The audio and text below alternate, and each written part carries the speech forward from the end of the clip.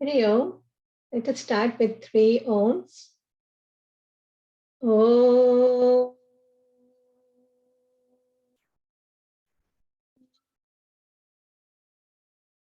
Om.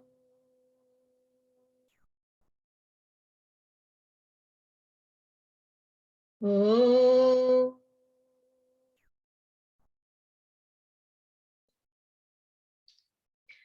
Om Sahana Bhavatu Sahanau Bhunaktu Sahaviryam Karavavahe Tejasvinavaditamastu ma Vidvishavahe.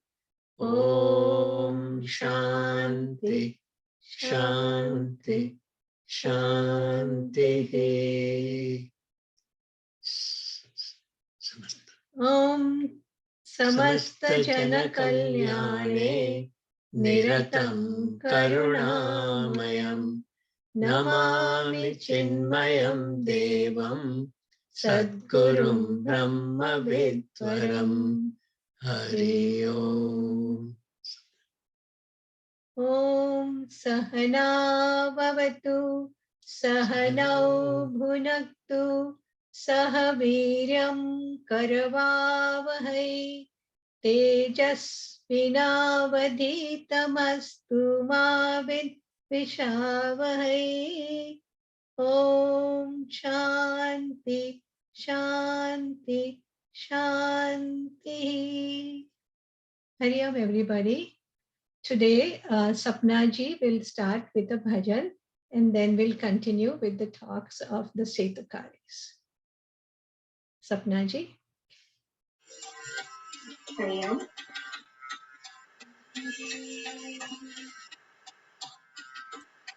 आओ गुरुदेव दर्शन दीजो, आओ गुरुदेव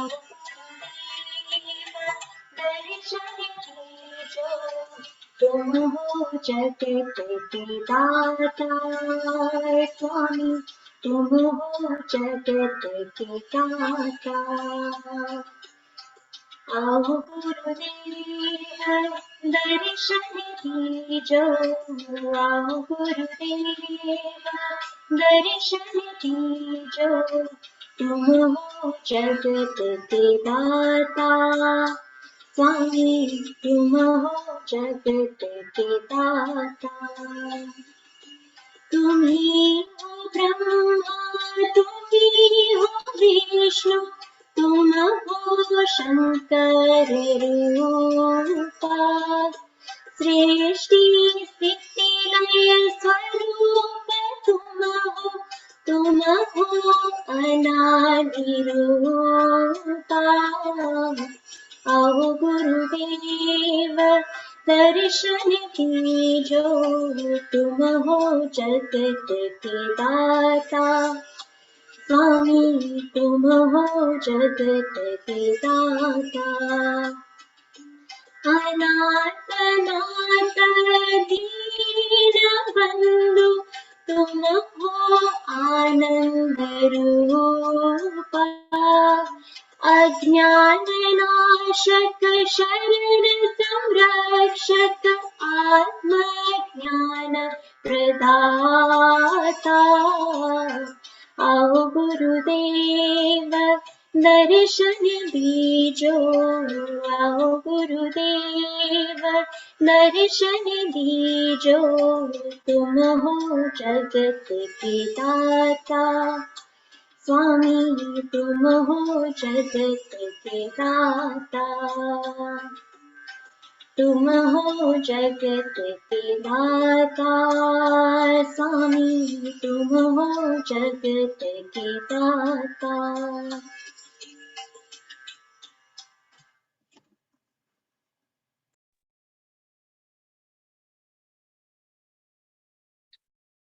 Hari Om, everyone. Thank you so much, Sapna. That was really beautiful. My name is Bhuvanesh, and today I will be speaking about Sutra 56. This sutra falls under the broader topic of the types of divine love. Narada begins this discussion with the idea of supreme love or primary devotion. that Mukhya Bhakti. This Mukhya Bhakti is described as Anirvachaniyam, in other words, indescribable or inexplicable. The Supreme Love is so beautiful and powerful that a bhakta that experiences it enters a state of the infinite and is inseparable from Brahman. They experience that Supreme Bhagavan directly. However, this supreme devotion is experienced only by a rare set of individuals, those who have properly prepared themselves into patra or vessels for Bhagavan. So what does this mean for everybody else? What does our devotion mean?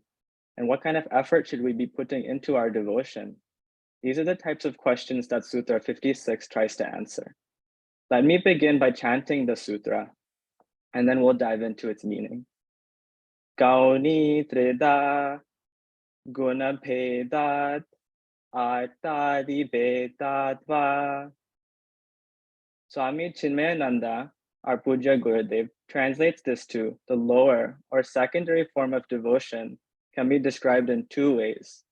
According to our gunas, or the mental dispositions of the devotees, or the type of discontentment in the devotee. So this sutra is expanding on the concept of secondary devotion, contrasting with the idea of the primary devotion. Of course, we would all like to reach that highest form of devotion. However, Narada says, let us be patient, and it's important for the bhakta to start and practice from this lower type of devotion. That higher form of devotion cannot be practiced immediately. The more we try to practice it, the less we're able to achieve it. Our Puja Gurudev puts this with a beautiful metaphor. It is much like sleep. The more we try to fall asleep, the harder it is for us to fall asleep. But once we are asleep, we are fully in that sleep state, and sleep fully embraces us. Similarly, when we reach that state of high devotion, there is no I apart from the Bhagavan. We are one with him. But to get there, we must properly prepare ourselves and go through the proper process. That is what this lower form of devotion is. It will help lift us to that higher peaks of the peaks of the higher devotion. So what exactly does this look like? That is what the sutra answers in two separate perspectives. The first is from the perspective of the three gunas, sattva, rajas, and tamas. So what does it mean to be a sattvic bhakta? A sattvic bhakta is one who prays to attain God, prays to please God and destroy the vasanas. This is close to that primary form of devotion, but let's be clear that it is not that ultimate bhakti. It is only the secondary form of devotion. A rajasic bhakta is one who prays for material items and for material gains, quite selfish pursuits like wealth and fame and property, and focused on themselves. And a tamasic bhakta is one who is driven by anger, wrath, and malice. They pray for harm for others and to destroy their enemies. Shubhani ji in our class gave us an example that illustrates this quite clearly. There are two neighbors, such that anything that the first neighbor prays for, the second neighbor gets twice as much. So if the first neighbor were to pray for $1 million, that second neighbor would get $2 million. But this first neighbor, who is a tamasic bhakta, prays to have one of his eyes blinded.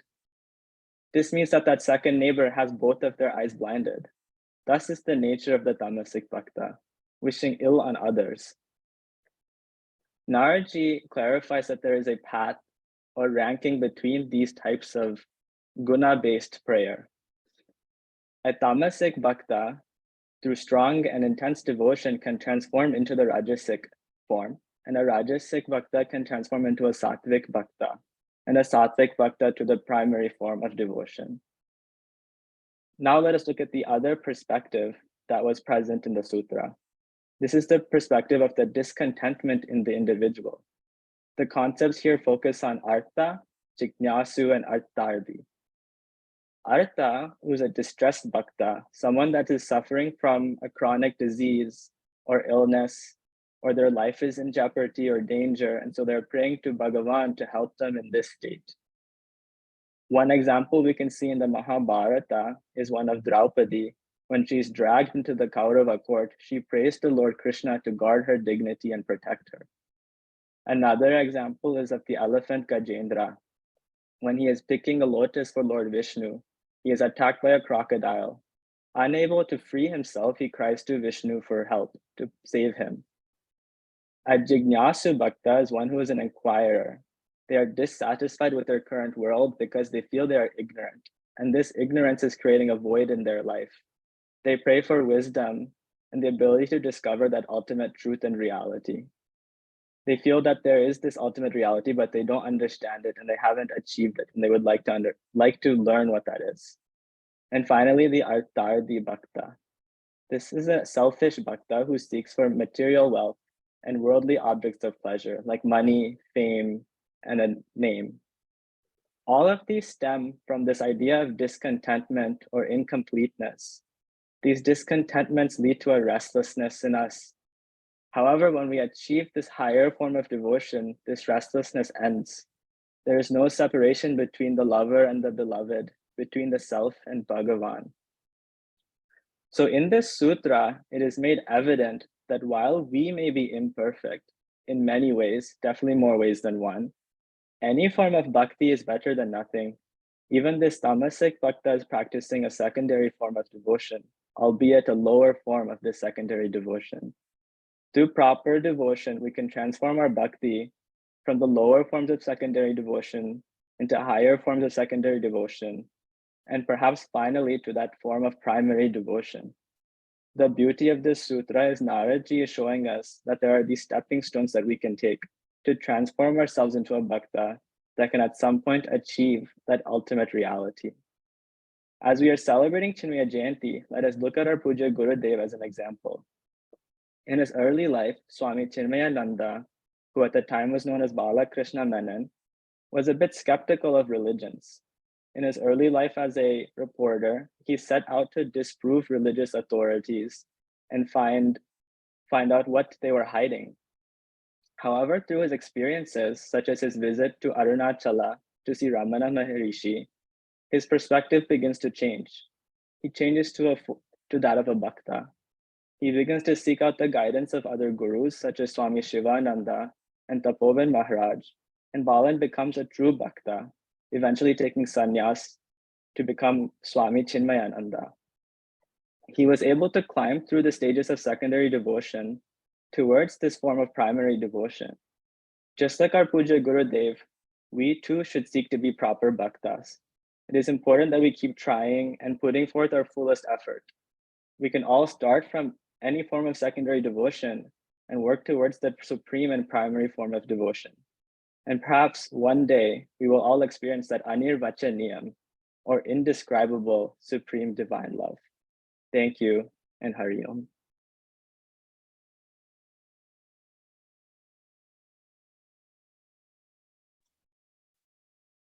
Hari Om, everyone.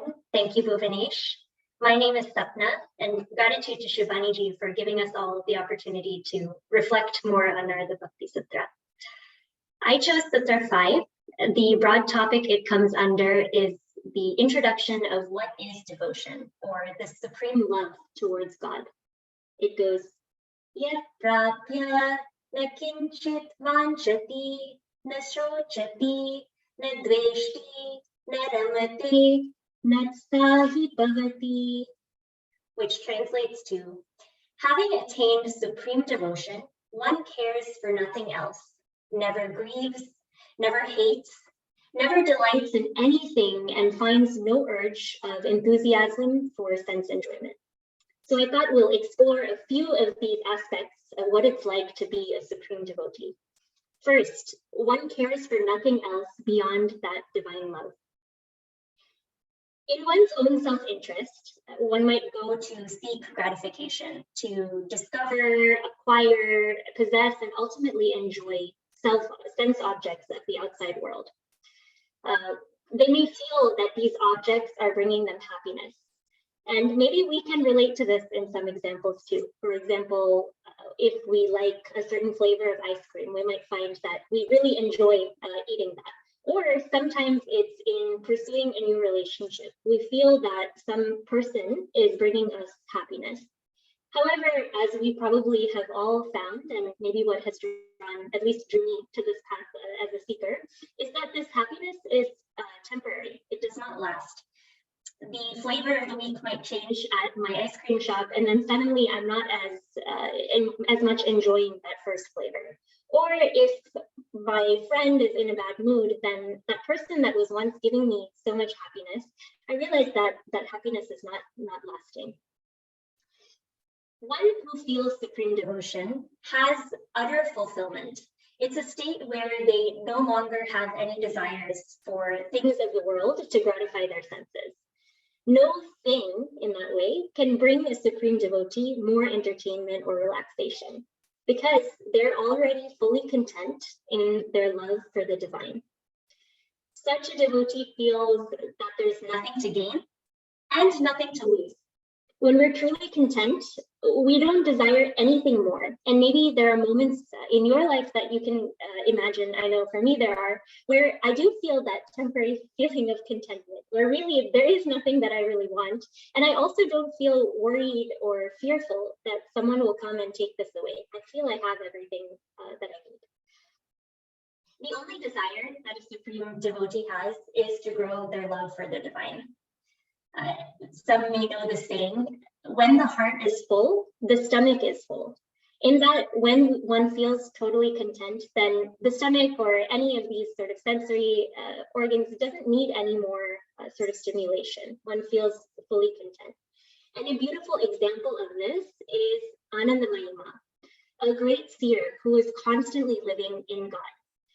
So much so that she actually took no notice of her body. It was actually her disciples that had to come and feed her, otherwise she would even go without food.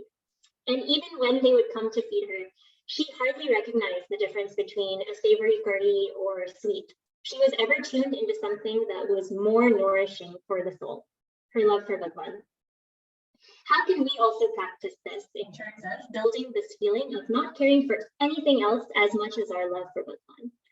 Well, to develop care or love for anyone, I think we need to better understand them. And to do that, we need to spend time in their presence. And so to practice this is to spend time with Bhagwan, whether it's taking up a japa practice or simply sitting at the altar quietly, taking up some sadhana in which we spend time with the Lord to build our love towards them. Next, the supreme devotee is described as someone who never grieves. What is grief? It comes when some object that we have acquired gets destroyed in our possession. For example, I may not be so bothered if I see a car that's been vandalized on the street. I may be surprised or concerned, but I would definitely grieve if I'm walking towards it and I realize it's my own car. The grief is not actually for the object itself, but it's from our attachment to it. Like the ladder of fall in the Bhagavad Gita describes, the object leads to attachment, which leads to a strengthening of our desires related to that object, the feeling that I want more or I want this to last forever. And that's when we experience anger or fear, when we feel that this object is going to be taken away. In this way, we experience grief. Because the true devotee is unattached to anything in the world around, only attachment is to Bhagwan, they know no grief. And an inspiring example of this is the story of Prahlada, a great devotee of Bhagwan Vishnu, who was put through immense trials by his cruel father, Hiranyakashipu. One time, Hiranyakashipu enlisted the help of his sister, Holika, to destroy Prahlada. Holika had a boon by which she could not be burned by fire. So when Prahlada was a small boy, Holika sat him on her lap and held him within a pyre. But fully tuned into his devotion, Prahlada was saved by Bhagwan Vishnu's protection, while Holika was burned. And this is celebrated as the festival of Holi. But Prahlada is showing us that true devotion prevails over anything that could cause fear or grief. A true devotee never grieves. How can we also practice this never grieving? For me, reflecting, it's to worry less. Because of my desire or delusion of wanting to control what happens to me, I might have some picture in my mind of how things should be or what should happen. And because of my attachment to this vision and the fear of what it would look like or feel like if I don't get my way, I tend to worry. So instead, we can practice growing our devotion by offering our best self-effort to God. Bhagwan, after all, is the karma phaladata, the giver of the fruits of our action. So we can worry less by humbly offering ourselves and doing our best towards Bhagwan, and then trusting that what is meant for us will come. Third, the supreme devotee is described as one who never hates or delights. Typically, when we encounter someone who is very different from us, we might feel impatient or annoyed with them, and so a sentiment of hatred may develop. And that may seem like a strong word, but truly what we're doing is we're creating a separation between us and this other person by saying our natures are different. And this is creating an illusion that this person is taking away my peace. On the other extreme is the illusion that we might feel some people, when they're particularly similar to us or conducive to our nature, are bringing us joy. This is also an illusion because it implies that the joy is something that another being can either bring or take away from us, when in fact, joy is not dependent on anyone, it's independent. The supreme devotee recognizes that all personalities are in essence Bhagwan. Even when there are people who are very different from the devotee, she recognizes them as part of the Leela or play of Bhagwan. Towards all people and situations, the devotee brings compassion and love, seeing everything as the play of the divine. A beautiful example of this is our very own Gurudev, Swami Chinmaya, who in his devotion to God accepts wholeheartedly every disciple, every individual from every walk of life. Vedanta teaches us all that all of us are on a journey. All of us are seeking happiness. And in truly living this, Gurudev showed love to all. That's the power of devotion to God, to make us more accepting and loving. How can we practice this? We know intellectually that every person is a manifestation of God, and yet our ego often prevents us from being compassionate towards everybody. We can become more accepting of all people and grow our devotion to Bhagwan by making a practice of seeing a strength in every person. It may be difficult, especially when it seems like the person is quite different, but that is part of the exercise in seeing that we are not all that different after all. In fact, we are all similar in the fact that we're seeking joy. When appropriate, we might even decide to share with them the strength that we see and just see how our love grows from doing that. This sutra spoke to me because it shows how true devotion makes one fully content. It makes one fearless and more accepting. The true devotee cares for nothing else, never grieves and never hates. By practicing small ways to grow our devotion, like spending time, worrying less, and seeing strengths in others, I hope that I and all of us can continue to grow our love for Bhagwan. Hari Om.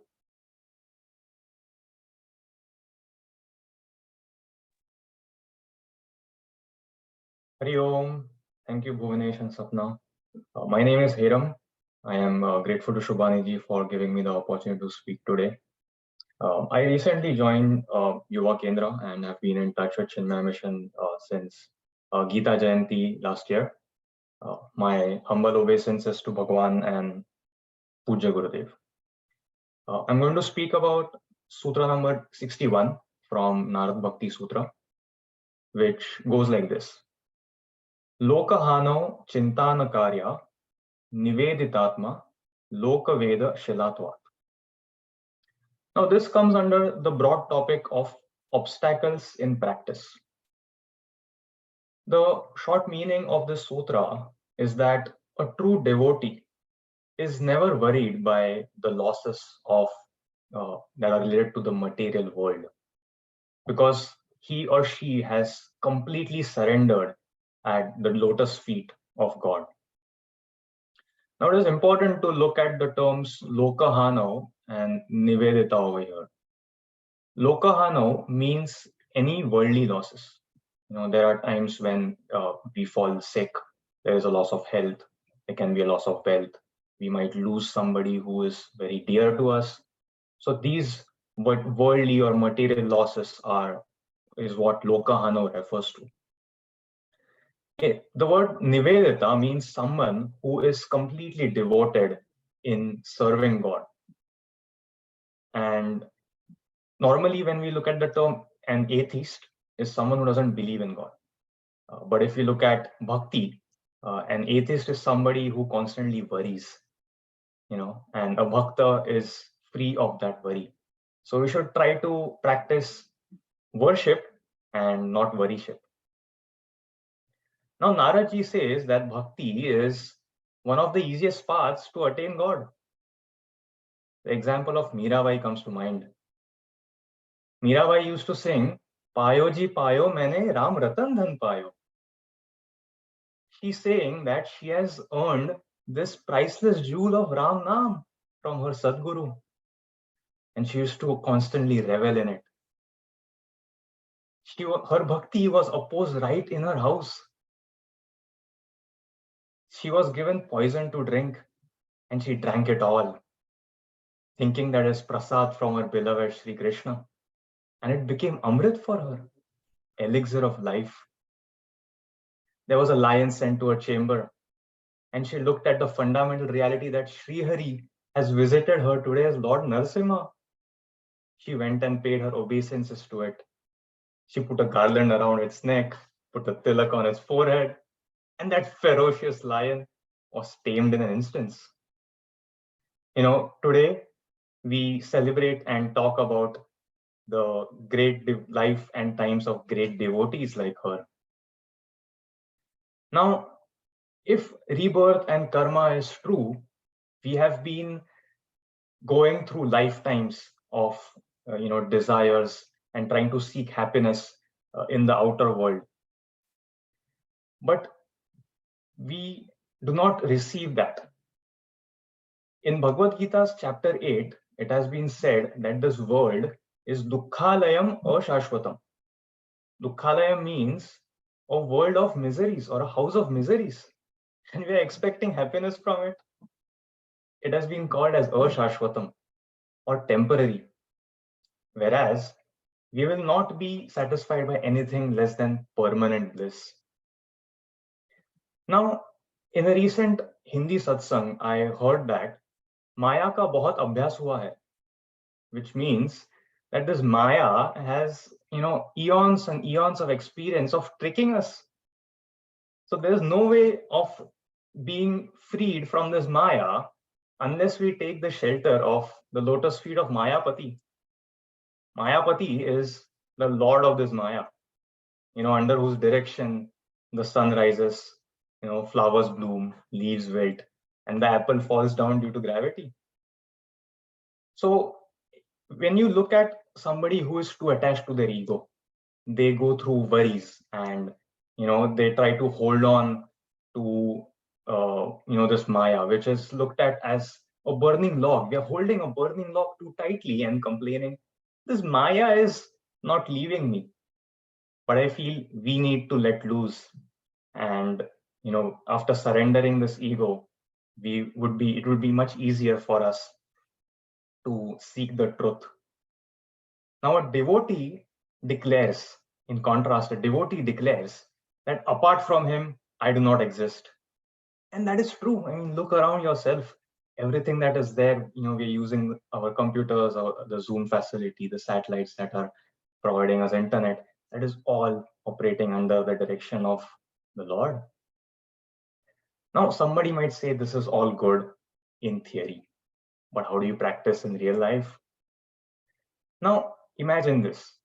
When we pray to God, when we are doing our prayers or we are having darshan in a temple, we have the bhav or emotion that a murti or statue of God is Lord himself. When we can have that bhav, can't we look at the kids and children in our life as living and talking Bala Krishna or Bala Radhika?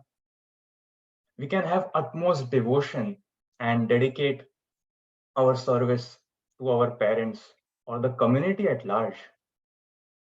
We all know the example of Pundalik, who served his parents with utmost devotion. Now, yesterday, I saw a video where Swami Advayananda was asked, what is a prerequisite for a 2-year residential course that he conducts at Sandipani Sadhanalaya in Mumbai. And his answer gave me a very good insight that we might do all sorts of sadhanas. And what he mentioned is that in the 2 years course, a lot of knowledge can be gained, Sanskrit can be taught. But the most important prerequisite is earnestness. And I think that is crucial in our day-to-day life and trying to practice bhakti. I think that is what God is looking in a devotee, is earnestness. Wherever we are, we can do bhakti or practice bhakti in our capacity. Now, apart from that, I've heard that Nam Jap is a very strong means, not only of reveling in bhakti, but also a means of liberation in this time, which is called as Kali Yuga. Now, when I think of this sutra, it reminds me that we need to surrender on all fronts, which is our Sat, Chit, and Ananda. This is something we discussed when we were having our Yuva Kendra class, that we have to dedicate our existence, consciousness, and bliss when we are serving God, and nothing less than that. I've heard Shubhani ji say many times that if I'm worrying, I'm not worshipping. And I feel whenever I realize that I am worrying, I try to pray to God and try to have a communion with Him mentally. And He came to relieve my worries and make sure that things fall in place. I feel like when we look at the bigger reality, surrender is the most obvious thing, because we came into this world without nothing, with nothing. Whatever happens in the world, whatever happens in the material world, the lokahano, the so-called losses, are nothing but a gain, because everything is His plan and He's doing it for our benefit. I would conclude by saying this, that if you find or observe yourself worrying, recall these three things: Nivedita, Nivedita, and Nivedita. Hari Om, Hari Om Tat Sat.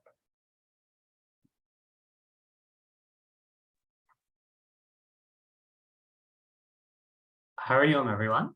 My name is Shant Kumar, and I'll be talking on Sutra 46. So Sutra 46 falls within the section which is titled The Means for Love, which is Sutra 46 to 48. And I'll start off reading out the sutra and then go into my reflection on this. Katarati katarati mayam yasangam tyajati yo mahanubhavam sevate nirmamo bhavati. And what this means is, who crosses Maya? Who really crosses Maya? He who gives up all attachments to sense objects, he who serves the great masters, and he who renounces all sense of possession in himself. So when I break this down, there are three elements to the sutra. And first of all is the question Narada ji asks. And what I think is interesting in this is, in the scriptures, it said that it's a sin to have any unnecessary content. And the fact that the question is repeated twice shows how important this question is, which I think is very much at the heart of Narada Bhakti Sutra. So the fact is asked twice, what does it really take to cross over Maya, is to me a hint at that this is very much not just a reflection exercise, but actually something for practice and something we need to abide in. Can you all hear me? I think one uncle is... I think Gobind uncle is having an audio issue. Sean, we can hear you. Okay, I'll carry on. So within this, right, so first of all is that question. And then there are these three qualities which I'll go into, which come up. Firstly is this quality one, which is giving up all attachments to sense objects.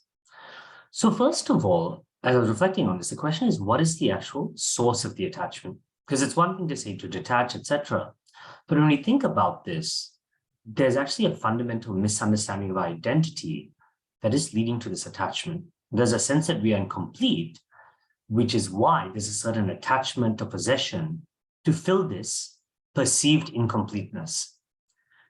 And so the challenge is here, this may be physical, where we feel there's something we are missing. And so by going out and having an experience or eating a food or something else, that will somehow fill us. Similarly, mentally, it might be that there's an emotion we are seeking, that there is a feeling of love, of appreciation, validation that we are seeking, that may be something we seek to fill us mentally, emotionally. And then finally, at the intellectual level, it might be a certain ability to be right, to know, etc., that we seek to fill this incompleteness. So when we think about that attachment to this, in some ways, when we perceive this incompleteness, that is the root of it. And so the question, and there's a story that is once told about a man who's lost his key. And what he's doing is he's, looking under a street light, and someone comes along and says, "What did you lose?" And he says, "I lost my key." And they said, "Great, did you lose it under the street light? Let me help you." He said, "No, I actually lost it in my backyard, but it's dark over there. So I thought I'd look under the street light where it's bright." I think in many ways, this is like what we do. At least I can say I do. Maybe not, let me tag all of you in that we go and seek this in these places where actually something is not. And there's this false attachment that comes up as a result of that. The second point, and I think this is particularly relevant on the theme of Gurudev's Jayanti, which is this serving the great masters. We can have many different ways of expressing our seva. We can do this physically, right? Whether it's by cleaning, sweeping, performing physical seva, helping out. It could be a form of devotion that we have. And finally, it can also be intellectual. There are these different layers in which we can do this seva. But what is actually at the core of what Gurudev would have wanted is actually living. Sorry, just saw the message from Anju. It's living this teaching, right? Because that is, I think, the greatest form of worship we can give, and the greatest form of seva to the Guru, to actually live that. And I think that comes about when we reflect on what it takes to live these teachings, because it's not just something to intellectually exercise, but to actually see how we bring into our daily lives. And I was reflecting on this. I guess to me, it's, the basic blocks of this are the sadhana chatushtaya of mumukshutva, that desire for liberation. And I think this is the very heart of it, because if we have that desire, everything else will fall into place, right? Because that is what, without that emotional engine, everything else is a mechanical exercise, which we are by rote repeating. Secondly is that viveka, which is the discrimination. And only having reflected and thought and found ways to capture this, can we actually practice it. Then is vairagya, or that dispassion which comes with that reflection in living this. And finally, of course, shat sampati, the sixfold virtues, which come about as we practice and live these teachings. And then finally, turning to quality 3, when we think about renouncing all sense of position himself, this brings me back to the first point I started with, this whole idea of identity. There's this beautiful scene from Ramcharitmanas where Hanumanji meets Shri Ram, and he tells him, at the level of the body, I'm your servant. At the level of the mind, I'm your devotee. But at the highest level, you and I are one. And when we think about that sense of possession we may have in ourselves, in many ways, it comes about through what is our supreme identity. And we think about this day to day. At work, we might be an employee or a boss or something else. At home, we might be a brother, sister, wife, husband, and so on. But the question is, what is our core identity, and which is the identity we most associate with? And it's very easy, and I certainly am guilty of this, in getting swept away with the different identities. But remembering our core identity as a bhakta and a seeker, I think is so important in renouncing this possession. And so to me, when I reflect on this verse and what was what touched me most about it, it was really this sutra as its essence of bhakti. It's very easy. And my mother always teases us. She goes, you guys can say you love me, you care for me, etc. You express it in what you do. And it was always drilled into us at a young age, right? So it's easy to say these things. It's easy to kind of intellectually reflect on them. But ultimately it comes in our actions, our identity, and what we do. And to me, this verse highlighting the importance of actually practicing and living this teaching as a form of bhakti to our Guru is, I think, a fitting one for this session. I think one of the important messages I took from Narada Bhakti Sutra. Hari Om.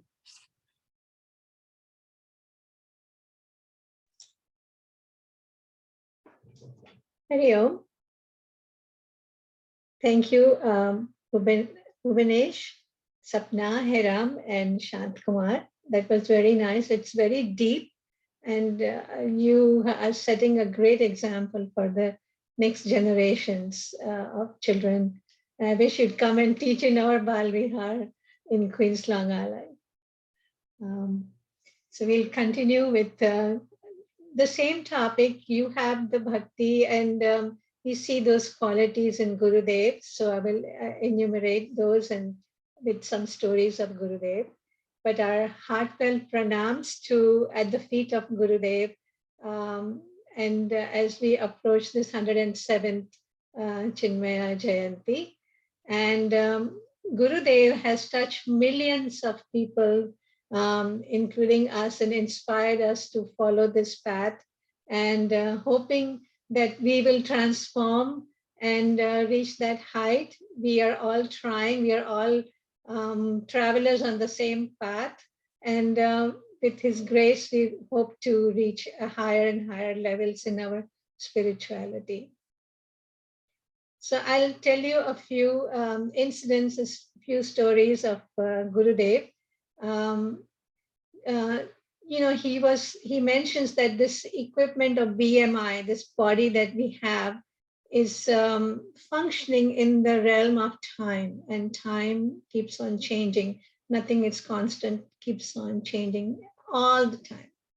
So it's just like a car, a new car. When you buy a new car, you're very happy, and the car runs very nice. And you do nothing until about 10,000 miles when you first go for your oil filter change. And then the next things that you have to do is change the tire, rotate the tires, and maybe down the road, change the battery, or do some tune-ups for the car and all that.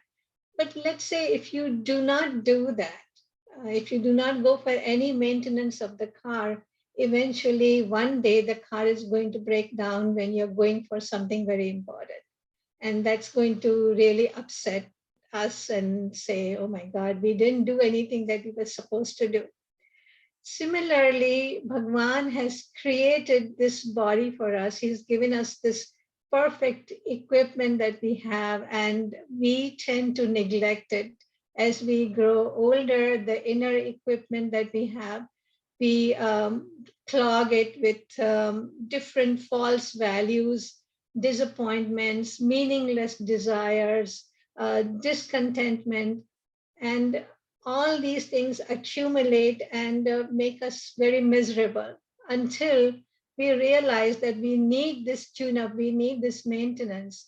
And then to retune this body, to retune this inner equipment, our mind and our intellect, we have to go on this path of Vedanta, Advaita Vedanta, which Gurudev is teaching us through so many books that he has given us.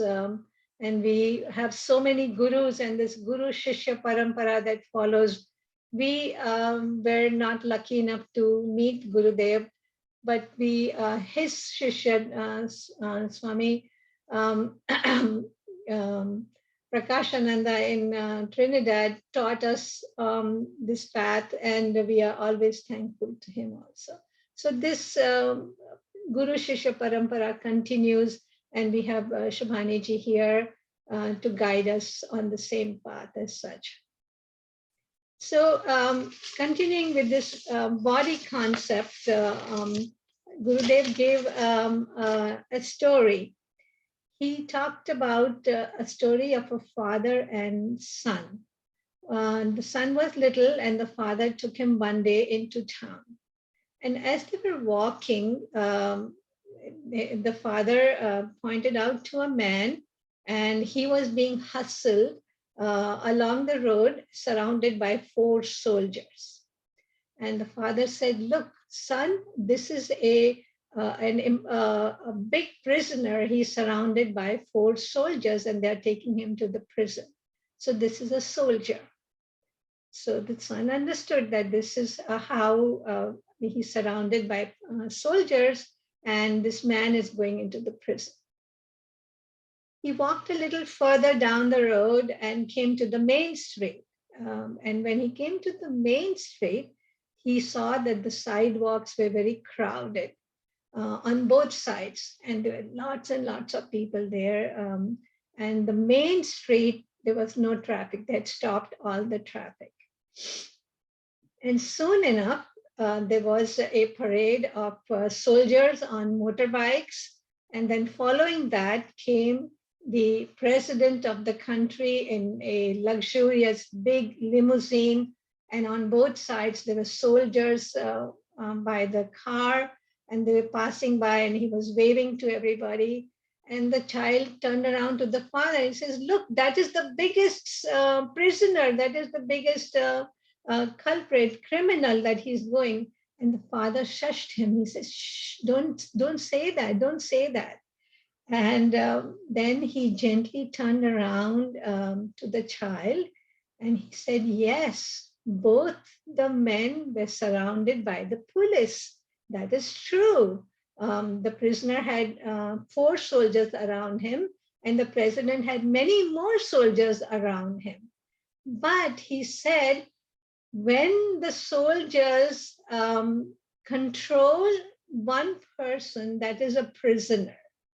And when one person controls so many soldiers, he is the commander-in-chief of the soldiers, and he's the president of the of the country. So he gave this example about our the 5 senses. And he said, if the senses surround you and make you a prisoner, and they dominate over you, you become a prisoner. You become like a slave to the senses. But if you, with your Shama, Dhamma, and all the Shat Sampati, if you can control, and if you can control all your senses, then you become the commander of the senses, and they don't dictate upon you. You dictate upon your senses and do not control them. So this, I found that this was a good example to teach children also, that you have to be in control. Let your mind not be the dominant one. Let your intellect control the mind, and the intellect together control the senses. So that was one story that I wanted to share with you. Then I want to share another story. When we talk about Guru, in Mundaka Upanishad, there is one mantra that talks about the qualities of the Guru. It says Guru is Shotriya and Brahmanishta. So what is Shotriya? Shotriya is one who knows the Shruti. Shruti are the Vedas and the Upanishads. And it is heard. So Shruti is something that's heard. So the Shotriya, when we say the Guru knows or has digested the Upanishads, and you know, Gurudev wrote commentaries, plenty of commentaries on so many of the Upanishads that he wrote. So he was definitely a Shotriya. But just the Shotriya is not enough. You have to be Brahmanishta also. So Brahmanishta is one who knows or has imbibed, has digested, has understood, and knows all the qualities of Brahman and understands that he is Brahman. So he is Aham Brahmasmi, that is, he knows he is Brahman. So he becomes in a different realm. They look like us, talk like us and everything, but they're in a different realm. We are under the control of our senses and our mind, and they have gone beyond that, beyond that level. So he's a Brahmanishta. So these are the 2 qualities we talk about of gurus. But in Vivek Chudamani, in Sloka 33, there are more qualities of a guru. And the qualities that I really like were Shanto is one, where he is quiet. When you are quiet, when you're shant, you are of course happy, contentment, fulfilled completely. But the other one that I liked very much was that ahetukari, Daya Sindhu and ahetukari. So Daya Sindhu is ocean of mercy. Now, ocean of mercy, we are ocean of mercy for ourselves. We love ourselves, so we do everything for ourselves. But we are also ocean of mercy for our family, husband, wife, children, father, mother. That close knit group, we are very much caring and we are ocean of mercy for them. We forgive them for anything that they do for us because they are our family, our close-up, our attachments. But the Guru is an ocean of mercy for everybody. And the last thing that describes with that is ahetuka. Ahetuka means without a reason, without an agenda, without a cause that he does this good thing. So he's an ocean of mercy without a cause. So there's a story that goes with that of Gurudev. You know, we in Chinmaya Mission West, we in Krishnalaya. Krishnalaya is about 4 hours drive north of San Francisco. That's where Chinmaya Mission West has an ashram there, and it's called, the town is called PRC, and the idol in the temple is of Krishna, so it's Krishnalaya. And there, Gurudev, it's been there for many, many years, and I believe from early 80s. If I'm not mistaken. And Gurudev has a kutia there. So there's a Gurudev's kutia, and then there are about 30, 40 rooms. It was a hotel, motel in long ago. And then they have a big kitchen, and then they have a big hall where people do meditation. We have talks, a nice place.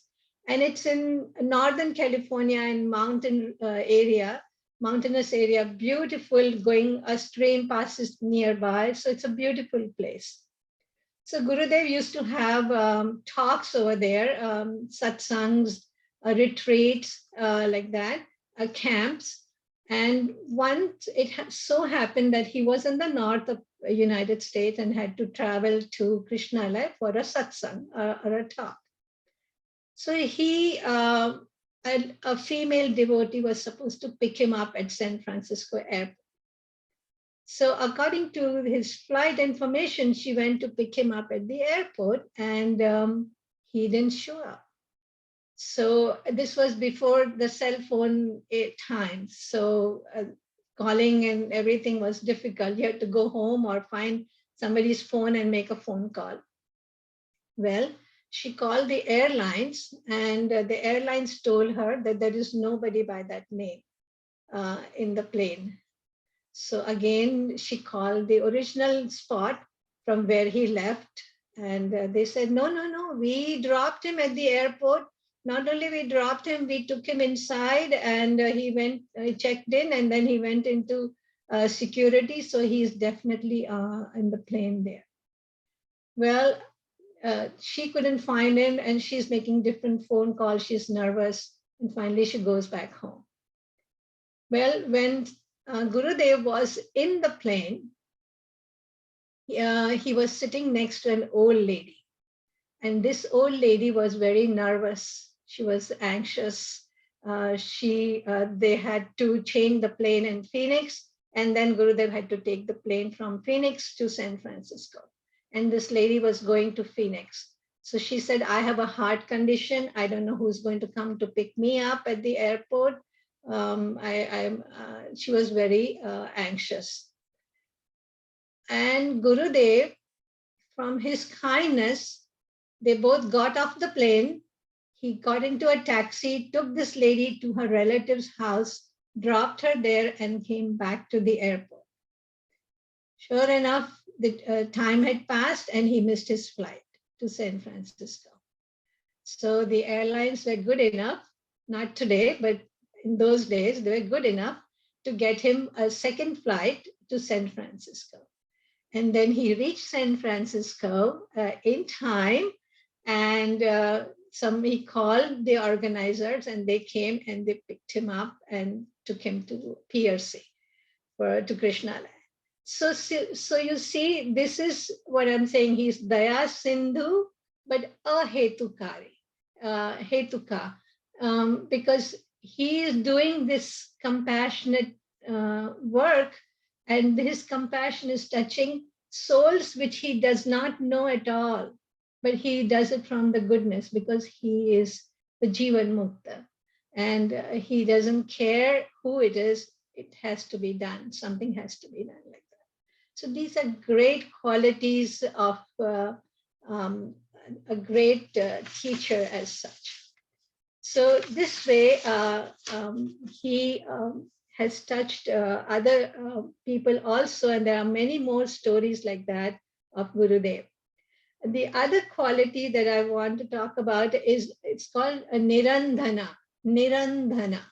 Nirandhana means Nir Indhana. Indhana is fire. And Nir Indhana means there is no fire, or the fire has closed down. In the sense, it's become cool. Like when we have a barbecue, and at the end of the cold, they just become black in color. So it is like going away. The fire is going away. So it's our burnt out fire kind of thing. So why is this quality? What is this Nirandhana trying to tell us? So he has burnt all his desires. We also use the word akama. Kama means desire. So akama. So the Guru is akama or Nirandhana. That means all the fire of desire has been burnt out in this Guru as such. The other features that Vivek Chudamani talks about is he's taintless. That means he's sinless. He does not commit sin. We people commit sins, and we have sin, pap and punya, but that is in the mind. He is beyond. He has gone beyond that mind. So he doesn't accumulate any pap or even punya for that. So even in Adi Shankaracharya's prayer, we say, na punyam na papam. So there's no punya or no papa for this Guru as such. And then the other one is bandhu. He's like a friend. So, many people say when the brahmacharis, when they go to Siddhabari or in Mumbai also, the Guru, the Acharya who teaches them is like a bandhu to them, because these are young brahmacharis who have come to Sadhanalaya, Sandipadi Sadhanalaya, and or in Trinidad or South Africa or in Siddhabari. They're young people coming from different backgrounds, and they come to study Vedanta, and the Acharya, the Guru that is there, is a bandhu to them. He is very helpful, very compassionate, very understanding, and makes them comfortable to study these courses as such. So the other one is that Guru always teaches anybody and everybody who wants to learn.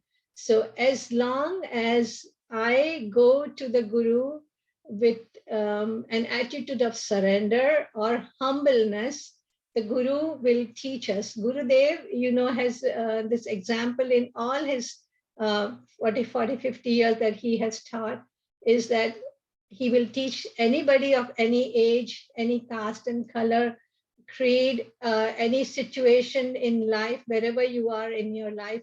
As long as you're willing, you're humble, and you surrender your ego, he will be able to teach you. And Guru is such who will teach anybody and everybody. So all we have to do is pray to Bhagavan to have his grace and have a Guru for us as such. So let us all pray that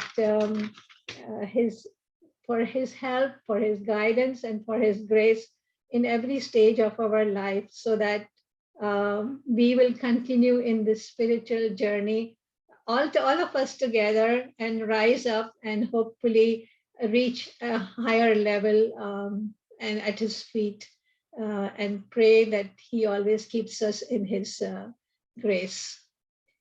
At this point, we will finish with Purnamada. Om Purnamada Purnamidam Purnat Purnamudachyate Purnasya Purnamadaya Purnamevavashishyate. Om Shanti Shanti Shanti. Hari Om. Shri Gurubhyo Namaha. Hari Om. Hari Om, everybody.